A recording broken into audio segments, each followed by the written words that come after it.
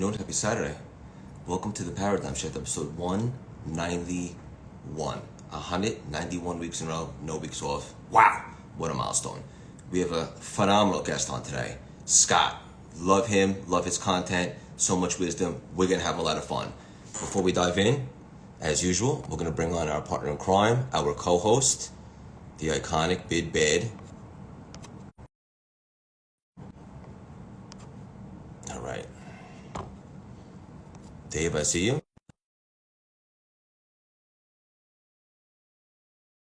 If you can too.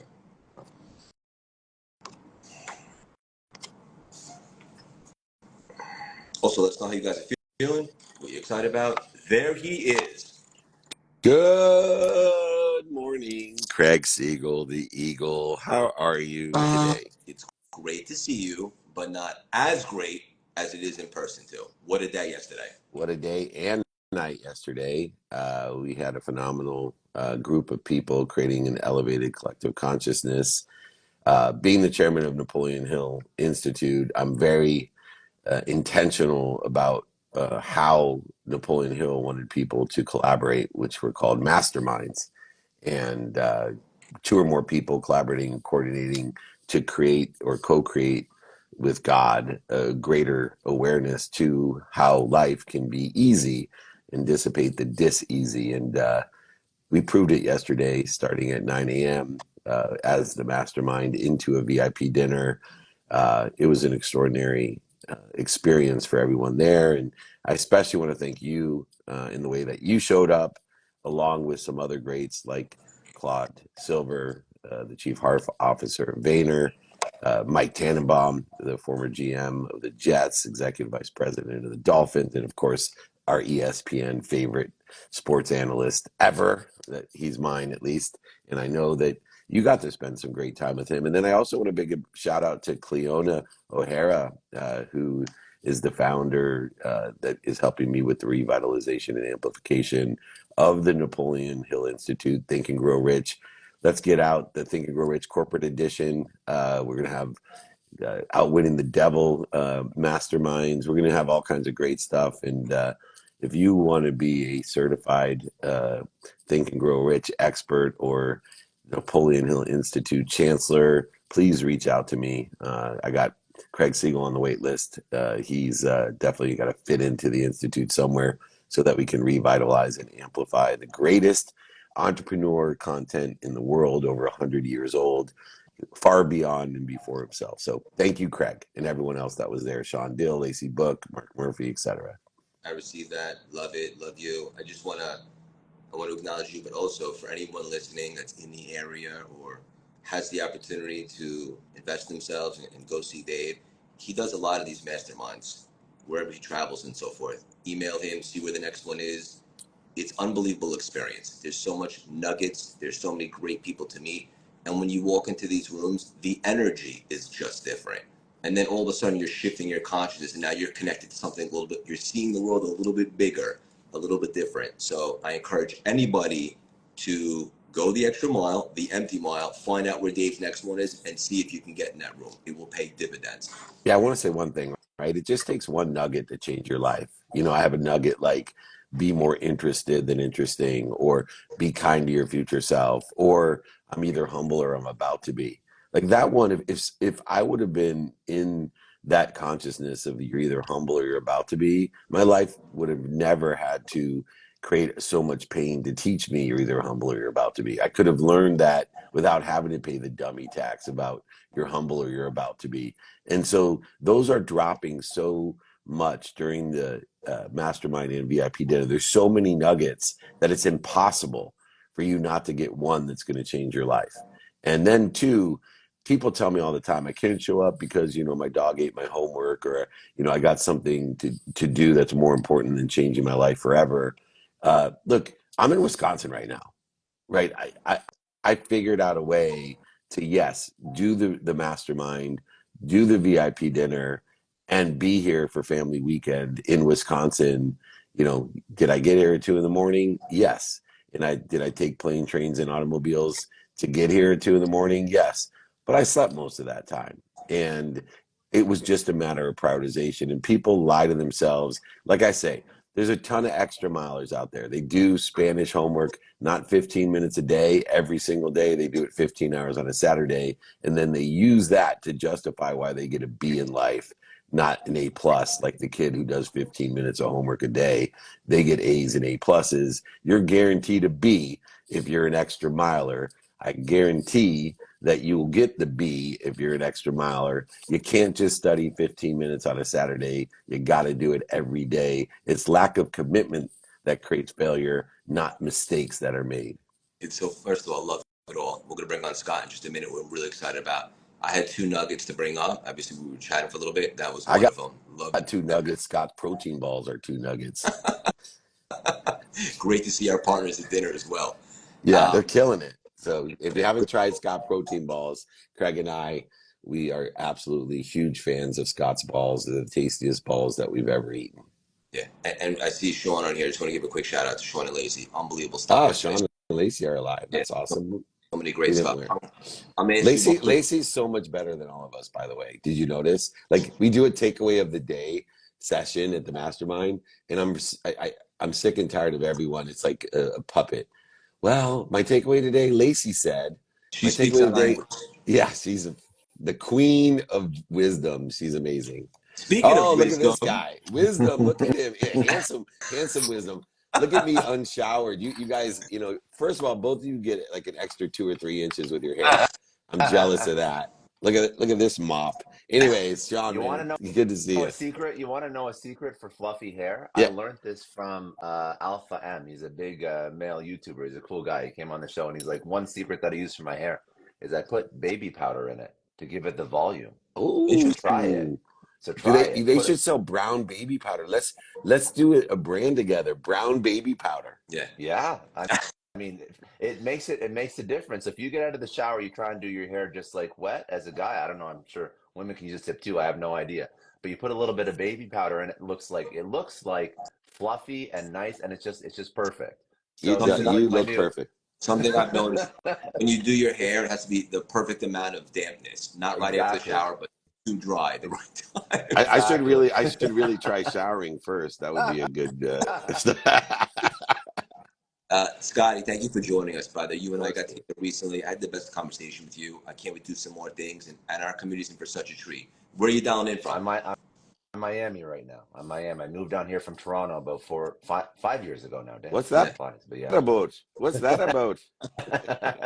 By the way, Craig, congratulations on getting married. Thank you, brother. Dude, I that's appreciate it. that's huge. I've been following this journey and like now I have like this perfect idea of what I have to do for me and Gina. So I've been watching. Just Thank congratulations, dude. That's you. incredible. I Yeah. appreciate it. Do you guys have a date yet? No, not yet. Not Take it. yet. After this live, she's probably watching. After this live, she's gonna be like, "Hey Scott, you brought it up on the live. You're committing to it live. So now let's figure this shit out." Yeah, Now you're accountable. I'm married 27 years. It's the best decision you can make.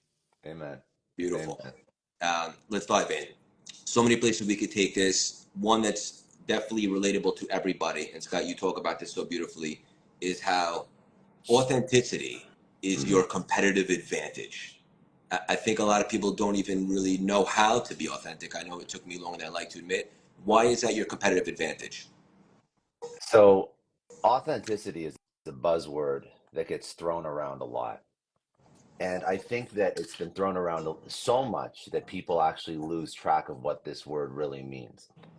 And why this word is important, I think, especially for your audience.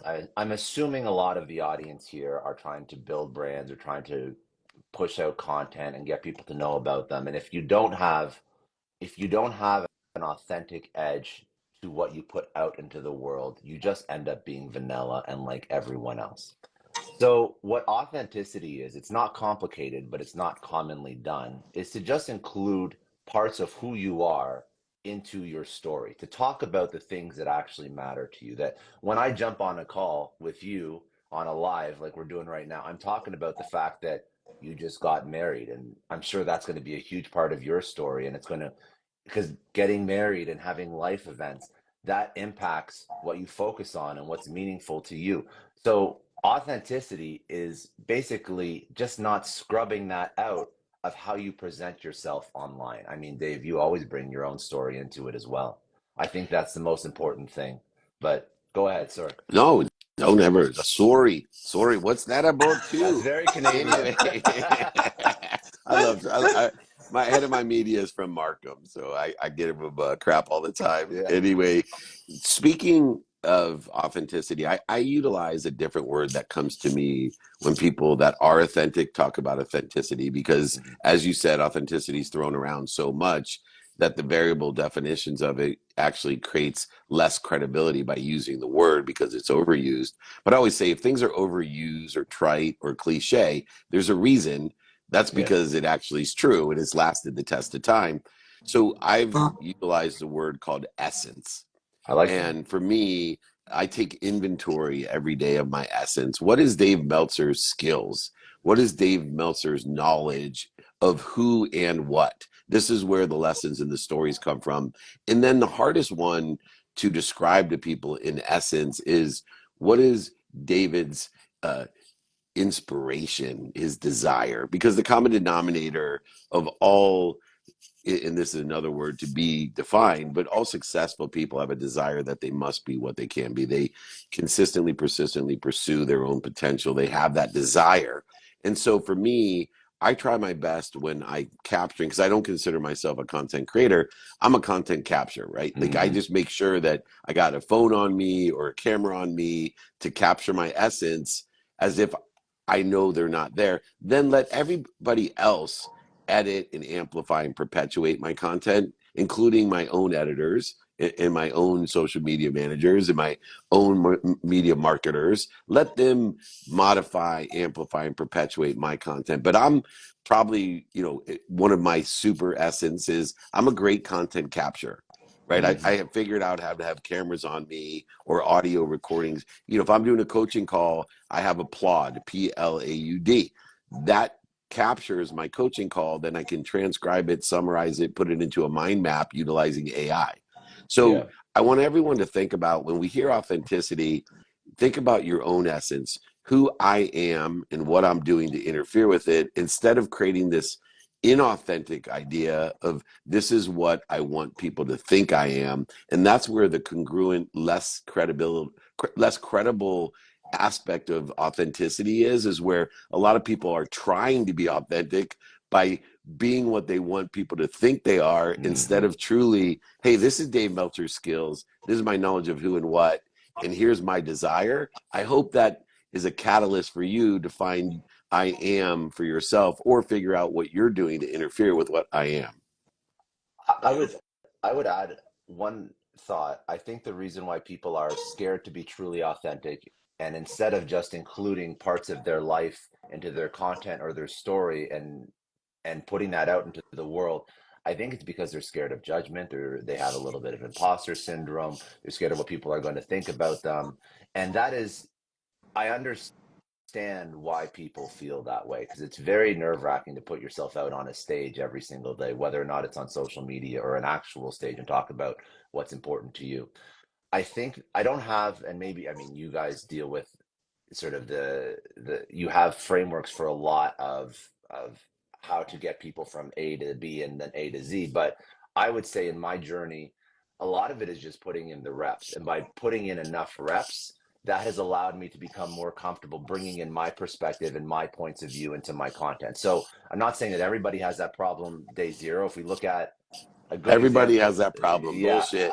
Everybody has that problem, and everybody needs to put in the reps. That's human nature, human Yeah, experience. You're 100% right. I think that that's probably the best way to get over that fear and the anxiety, because again, you're not going to turn into this prolific content creator bringing in their whole life into their content story and going on lives day one. But what you can do is you can start to incorporate things that are important and meaningful to you, not just the business information or the sale of the product or the service. You bring in things that are actually important to you, and you'll start to realize that it doesn't hurt you and you're not getting canceled. And all of a sudden, more people are gravitating towards you because you start to understand that, well, say I'm selling a product or service, they can get information and have transactional relationships with people online about that product or service literally anywhere. What's my X factor? And the X factor is not what you know, because what you know is a commodity. What you know can be found on 200 YouTube videos right now, or on 1,000 different Instagram accounts. It's who is delivering that information. So when you bring in other parts of your life, that's what creates a true relationship. That's when you're actually quote unquote authentic, or you bring your essence into the conversation. And that's, I mean, that's when you win. Anybody who you follow, anybody who you look up to, and like literally follow on Instagram or social or YouTube, they've all brought that essence into their content. There's not a single person that hasn't. So it's just you have to get there eventually. I love it. It's funny because last night at dinner, people were talking about imposter syndrome. This is straight off the cuff. I'm wondering if whatever it is that you're doing, even if it's uncomfortable, your intentions are pure. There's no agenda. You're not seeking recognition. Mm-hmm. Do you guys think it's possible that imposter syndrome is connected to ego consciousness? I'll jump on that one right away. Absolutely. Everything has ego consciousness because the ego is omnipresent, just like faith, just like God is omnipresent. And so understanding there's a relationship between the ego and the truth, the relationship between ego and God, however you want to look at it. And so in the idea, we were with Mike Tannenbaum last night, one of my friends from law school, former GM of the Jets. And, he's on ESPN every day. And his number one thing he's working on, and I have a question that I ask people, hey, if I could pray for you, what would I pray for? And he said that I get rid of my imposter syndrome. And the reason is that the ego is there to protect us, right? It was created when a saber-toothed tiger come cruising by your cave. The ego was there to say, oh shit, motherfucker, run. That's what it's there. Or you're like starving. Hey, you got to get some food or you're going to die. Or, hey, if you don't fornicate with your spouse, the existence of human beings are going to die. This is the ego. It's omnipresent. And so the imposter syndrome is actually a reaction to the ego. And so this is why the ego would edge all God out of your life, all gold out of your life, all greatness out of your life, if you allowed it. But the freedom that we have of human beings in the human experience is we have the freedom to react to the ego however we want. Some people react and they accelerate in the wrong direction, creating void, shortages, obstacles. Some people react by quitting, which is a guaranteed formula for failure. And then there's some people that react to get better, to promote, protect, love, and perfect themselves. And so for me, imposter syndrome is a reaction to the omnipresent ego. And if we learn to perfect, promote, and protect ourselves with the ego, this is the appropriate free reaction that will get us to a better place, a better position, and put us into a stronger faith. Beautiful. Scott, what's coming through, brother? I'm not adding to that. That was fabulous. That's awesome. Shifting gears for a second, Scott, you talk about this so beautifully. One of David's favorite topics too, and you talk about how really, and you study the greats. Really smart people, they build systems, and you talk about the big difference between being busy and being productive. What have you noticed about that? And then I know that Dave would love to chime into that as well. I would say that, well, I mean, busy is the modern form of lazy. That is and I believe that fully. I think that people focus on the things that don't actually matter. They focus on the $100 tasks, not the $1,000 tasks, because it's comfortable. And all of these, by the way, all of these ideas, they all blend together. So, I mean, if you are only focusing on the $100 tasks and you're staying busy, you're not building systems, it's probably because you have a tiny bit of imposter syndrome and you don't believe that you can be focusing on the bigger things and you can give that task to somebody else who's better suited to it and you can delegate. So again, busy is a form of lazy. And I think that when you frame it like that, you start to realize, oh, wait, I'm actually sabotaging my own business success, because everybody in their mind, in their subconscious, they know they have to build systems. It's not a matter of, I truly, and I believe this is actually the truth for almost any of the topics we discuss today. When people know that they have to do the thing, there's just a mental block that's stopping them from doing the thing. So when I start a business, I know that I have to delegate, and I know that I have to hire, and I know that I have to map out SOPs, and I know that I have to record Loom videos of what I do and then pass it over to a VA or an EA. So why am I not doing it? It's because I'm I'm disguising my busyness as productivity.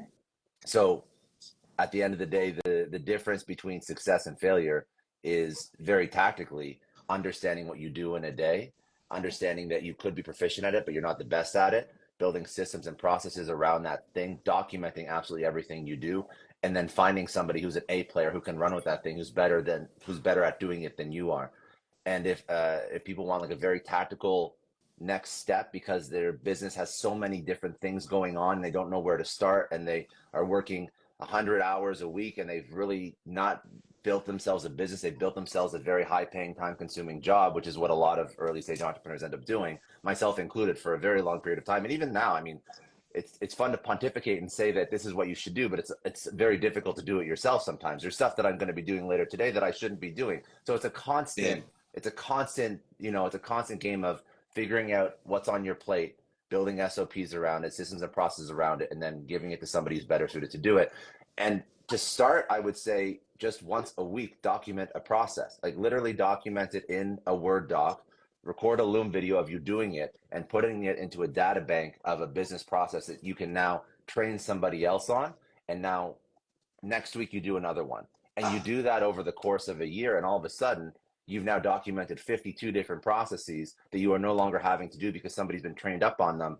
And then you're going to take your business to the next level because you find yourself having so much more free time.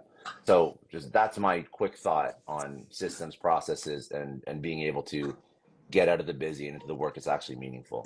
Dave, you look like you're chomping at the bit. Yeah. No, I was shaking my head yes, because it's absolutely true. The only thing I have to add to that is that, remember, busy makes you inaccessible to others. And so I have a question about what are you busy with? Because busy means that you're not accessible. So are you busy getting high, lying on your mom's couch, sick and broke, and dreaming about what you want? Mhm. Are you too busy working to make money? And so understanding the intentionality of aligning the activities of what you were busy doing, to me, is in the formulation of the coincidences that you want in your life. And so since when you're busy doing something, you're inaccessible to other things, are you busy doing, saying, thinking, feeling, believing in a trajectory, a divine direction towards where you want to be? Are you busy making that detour divine in its nature to align it with where you want to be or better as well? Are you busy learning the lessons of the past, asking for help from someone who's sitting in a situation that you want to be in? Or are you busy, high, broke, and sick on your mom's couch, dreaming about it all? And so for me, I always ask a busy person to help me because they're very intentional. But I also want to make sure that I ask a busy person who's aligned with my divine direction for help. Because if a busy person that is aligned with that divine direction, they're going to already have paid the dummy tax. They're going to easiest and fastest way to get to where I want to be or better. And I also want to align what I'm intentional about, what I'm busy doing each day to help other people get to where I want to be or better. And so busy is absolutely a form of activity, of intentionality. And so I think a layer deeper than just looking at a busy person is, what are they busy doing? Are they busy working but without making money? Or are they busy in activity they get paid for and making exponentially a lot of money, or helping a lot of people, or having a lot of fun? So that's the perspective of where I align with the divine in its direction, in the detours that occur. By having a divine direction, you're going to make God laugh at you. So he's going to give you detours to indicate to you got a better direction to go in as well. That's when I seek the busy person who's aligned with that divine direction to help me get to where I want to be and allow me to help other people to get to where they want to be. Yeah. I see some people being busy, being unproductive. Right. Yeah. It happens. All right, I'll land the plane. This is amazing. Final nugget. Scott, you love to talk about what a lot of people don't see when you're working, doing your thing, building, and so forth. Mhm. What does it really take, at least for you and from your experience, to continuously get to your next level? To get to my next level? Well, first of all, I think that you have to you have to understand the game you're playing, and you have to understand where your North Star is. And I think that's very important as a first thought and idea, because I feel like a lot of people don't understand where their personal North Star is. They're not, whether or not they're working a 9 to 5 or building a business, they don't have a 1, 3, 5, 10 year plan for their business or even themselves. And I think that people just sort of shoot from the hip, and I don't think that's a good way to build a life. So I think that having a personal North Star is very important. Um, the the question, the question was about the sort of the work that goes in behind the scenes, right? Once you know where your North Star is. So once you know where your North Star is and what you actually want to accomplish, and why I bring that up as a first idea is because a lot of people, when they go into entrepreneurship, they do it because they want some sort of freedom, and that version of freedom evolves over time once you are more successful. But when they first do it, they usually want financial freedom, but they don't really understand what financial freedom means. Like, what do they want to be working 100 hours a week for $1 million a year? Do they want to be working 2 hours a week for $1 million a year, or $500,000 a year? Or what is the number, and what is the lifestyle that you want to create? So first, understanding how you want to architect your life is very important, because that's going to dictate the level of scale that you eventually can and will achieve if you want to. But you have to know what you want your life to look like, because most people do not want to be running $100 million company. That's a lot of complexity, and that's a lot of process and systems and headache. And most people do not want to be running a publicly traded company. So, I mean, understand why you're going into this game in the first place. Once you understand that, then you can look at an avatar of what success looks like, and you can start to reverse engineer. And when you have your North Star, you found an avatar that emulates the level of success and the lifestyle that you want to live, then I personally recommend you commit minimum 10 years of your life to trying to achieve that thing. So why do I say, why is 10 years is a very arbitrary number? I feel like what the number 10 and 10 years does is it forces you to think long term. It forces you to think, all right, I'm going to try and achieve this thing over the course of 10 years. That means that mentally I have to commit to it for 10 years. That means that financially I have to commit to it for 10 years, meaning that maybe I don't quit my job and go all in. Maybe I work my 9 to 5, then I build my business 5 to 9 on the weekends. Maybe I can only commit so much capital to it, so many resources, so many hours, because I don't want to go broke, not afford my mortgage, not afford my rent, not have time away from my family for the next 10 years. So when you set yourself up for a goal and you commit to it for 10 years, you start to, again, build it in a healthy way. You start to build it in a way that's sustainable. And that, from my personal experience, if you commit to something for 10 years and you structure your life and you structure your finances and you structure your time towards that 10-year goal, if you are a smart person, if you are an autodidact, a self-taught individual, if you iterate, if you learn from your failures, there's very few people on this earth that have tried to figure out something for 10 years, learned from their mistakes, been able to stay in the game long enough, all those buzzwords, grit, perseverance, whatever it is, and not been successful at that thing. So when you look at that 10-year goal, all of a sudden what you do is you flip the percentage. When you look at a traditional entrepreneur, they have like a 90+%, 95% failure rate. When you adopt this 10-year mindset methodology, all of a sudden, in my opinion, it absolutely flips, and you have a very small chance of failing at that thing. So that's that. That's So, my opinion. And I do it with yeah, my podcast. I do it with any business I start. It's like I live this. So when I started my show, I'm on year 6. It's doing well.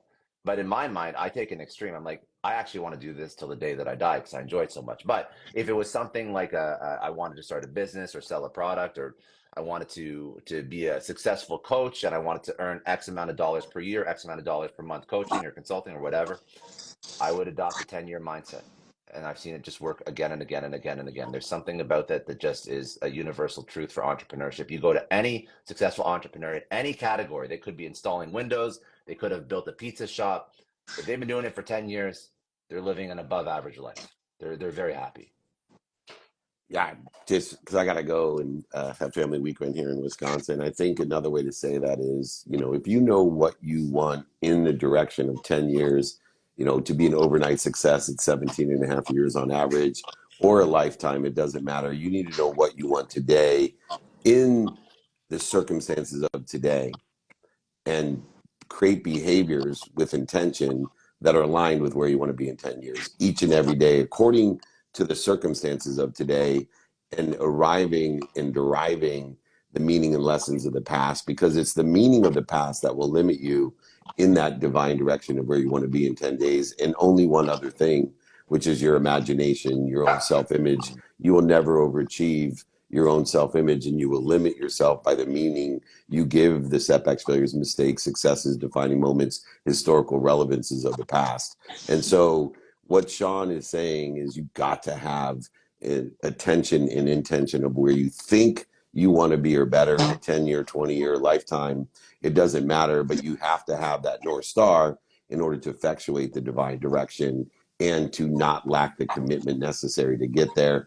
I love you both. Craig, I got to jump, but please, everyone, we're going to be in Irvine on Wednesday with another Mastermind and VIP dinner with Bedros and Clinton Sparks and a variety of really cool cats like the Eagle last night, and Tannenbaum and Cleona and Claude Silver and whoever else was there. I apologize. Sean and Lacey, of course, and Mark Murphy. Everybody join us. Email me, david@dmeltzer.com. And for those busy people with negative comments about my wife, please email me. I wish those comments were true, by the way, about my wife. I really do. But yes, and I wish they were true about me. Please email me, david@dmeltzer.com. I'd be happy to see why you're so unhappy. Thanks so much. Thank you, Dave. Love you. And Love you guys. Scott. Talk to you soon, Sean. Thanks, man. Scott. Yeah, Scott, real quick before you jump, brother. Yeah. Thank you. This was awesome. No, it was a lot you. of fun. I like this. I don't do a lot of lives. This is good. This is good. Yeah. Let's do many more. I want to see you in person too. Come For our community, we're to going to Miami, bro. Come to Miami. I'm thinking about getting Miami. I'm thinking about getting a place there, and I think you know that. So we'll talk offline. Real quick for our community, I know they're going to want more. What's the best way for them to enter your world, to support, to see what's going on, and anything in between? Yeah. So right now, I mean, Focus is my podcast, so it's called Success Story. I've been doing that for about 6 years now. If you look behind me, I just built out a studio. So you got to come hang out. Yeah, we just built out a studio in Miami. So that's going well. I love it. Obviously, one of the more fun jobs that I've done is chatting with cool people. I mean, you kindred spirits, right? So they can go to successstorypodcast.com. You'll find all the episodes there. All the social is at Scott D. Clary. And if you like this content, hopefully you'll like some of my content too. So thanks for listening, everyone. Do you film in person? Yeah, dude. Yeah. Let's do this. Yeah. You got to come down here. I will. I film in person now. Yeah, we got the full I was looking cameras. for a reason. Yeah, no one needs a reason to come to Miami. That's true. It's a nice spot. Listen, listen, I'm from Toronto. So I know that you're going to be into the snow and the ice until January 1st. And then after January 1st, like February, March, like those are shitty months. Let's be real. Nobody likes February, March when it's just cold and there's no holidays anymore. So like, come down. To be honest with you, I'm thinking about coming December. I'll text you offline, but this was awesome. But so good to see you. Likewise. Congratulations on everything, and I love you, and we'll chat offline. Have a great weekend. Cheers, bro. Bye. Later, guys.